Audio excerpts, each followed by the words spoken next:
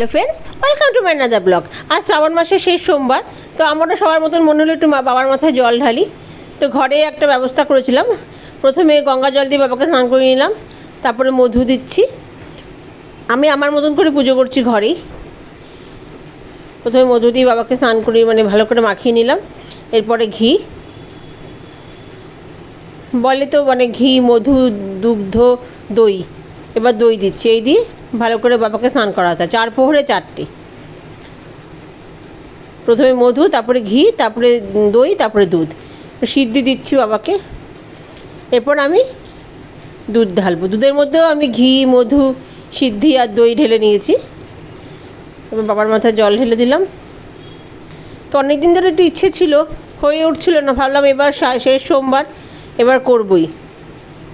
কিছু না, ঘরেই একটু সামান্য আয়োজন করে একটু পুজো করলাম।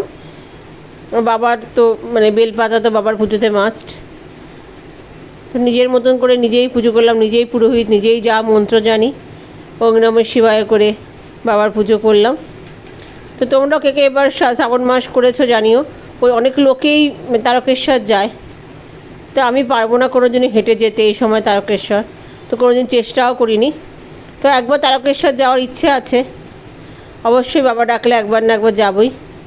তো 5টা ফল আর একটু নৈবেদ্য সাজিয়ে বাবাকে আমি পুজো দিয়েছি। এবার বাবাকে একটু আরতি করে নিই। তো এই ছিল আমার সামান্য পুজোর আয়োজন। কেমন লাগলো ব্লগটা তোমরা অবশ্যই জানাবে। আর প্লিজ প্লিজ প্লিজ আমার পেজটাকে ফলো করে দেবে। এই আমার ছোট্ট ঠাকুর ঘর আর আমার ছোট্ট পুজোর আয়োজন। তো আজকের ব্লগটা এ পর্যন্তই। নমস্কার। অন্য কোনো দিন অন্য কোনো ব্লগে আবার দেখাবে। হর হর মহাদেব।